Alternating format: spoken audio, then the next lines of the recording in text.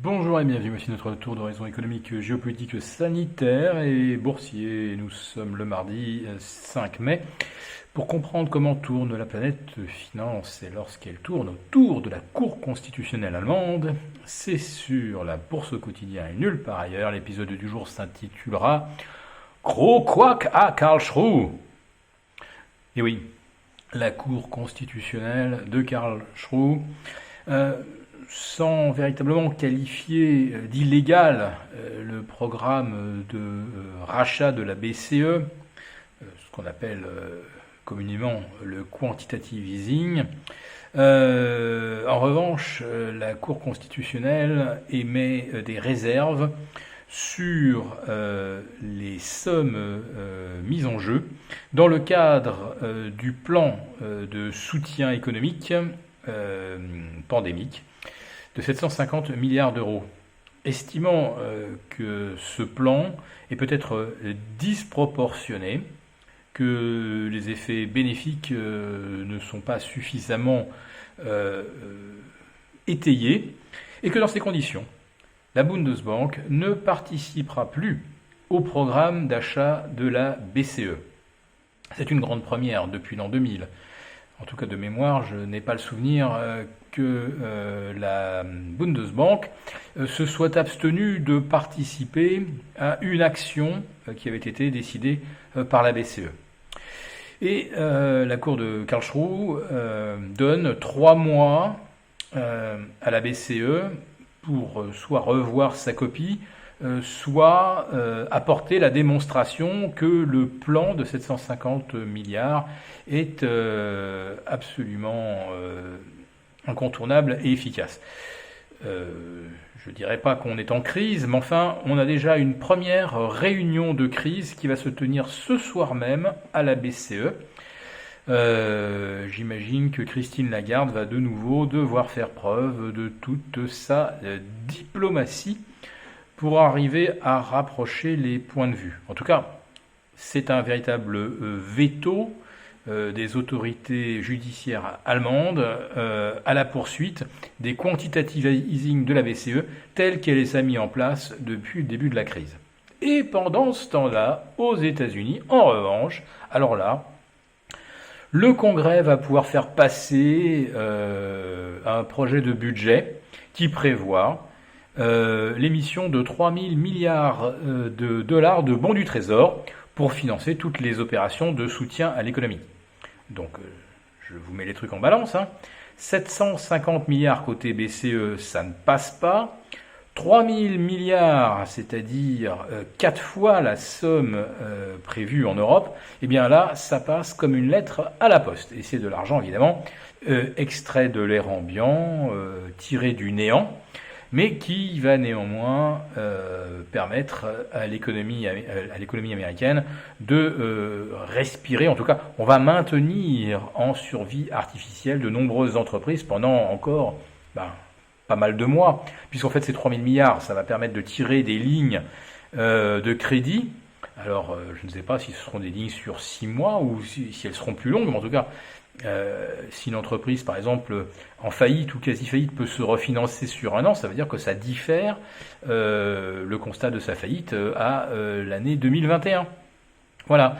Donc, mesurer un petit peu l'écart entre la riposte face au grand confinement, mesurer l'écart de riposte entre les États-Unis et l'Europe, eh bien, c'est tout simplement, effectivement, de 1 à 4, 750 milliards par rapport à 3 000 milliards. C'est vite calculé.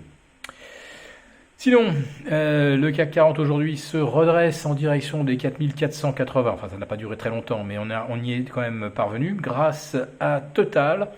Total qui va maintenir son dividende tout en avertissant de nouvelles mesures d'économie. Et si ça se solde en interne par quelques suppressions de postes, ça va surtout se solder par des économies d'investissement dans du matériel. Et ça, ce n'est vraiment pas une bonne nouvelle pour les sous-traitants, pour les Technip, les Saipem, les Vallourec et Schlumberger naturellement. Voilà. Nous avons également eu les résultats de la BNP qui ressortent en baisse de moins 30%. La BNP passe environ 500 millions d'euros de provisions pour créances douteuses. Et cette question des créances douteuses, évidemment, eh bien, elle devient assez problématique si la BCE ne peut pas les éponger de façon totalement libre et autonome, alors que la Fed, elle, bien sûr, de son côté, ne rencontre aucune difficulté de ce côté-là. En tout cas, on sait qu'elle va pouvoir agir à hauteur de 3 000 milliards à partir du mois de mai et jusqu'au mois de juin. Voilà. Moi, ce qui me frappe, c'est vraiment ce grand écart entre les ripostes face à la crise que nous connaissons actuellement. Alors maintenant, tout n'est pas rose non plus aux États-Unis, puisque vous avez Donald Trump qui vient à nouveau menacer les Chinois. Alors, ça peut être de nouvelles barrières douanières, ça peut être l'interdiction d'investir dans les actions chinoises cotées sur le MSCI. Ça priverait l'économie chinoise d'un canal de financement important, parce que si les États-Unis le font, on peut imaginer que l'Allemagne et la plupart des Européens suivront également. Alors, parmi tous les arguments que Trump a énoncés pour justifier d'éventuelles mesures de rétorsion face à la Chine, nous vous les avons déjà détaillés, naturellement, les mensonges sur l'ampleur de la pandémie, les lanceurs d'alerte qui ont été réduits au silence, des fake news, des modes de calcul fantaisistes. Donc tout ça est vrai, mais probablement que le meilleur argument à ce jour reste quand même le fait que la Chine ait fermé son espace aérien aux étrangers venant en Chine, mais n'est pas interdit aux Chinois probablement contaminés de circuler partout à l'étranger.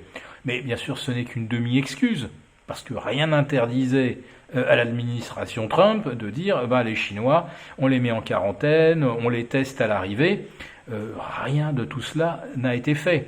Alors évidemment, les Chinois ont laissé leurs citoyens circuler, mais aux États-Unis, rien n'a été fait pour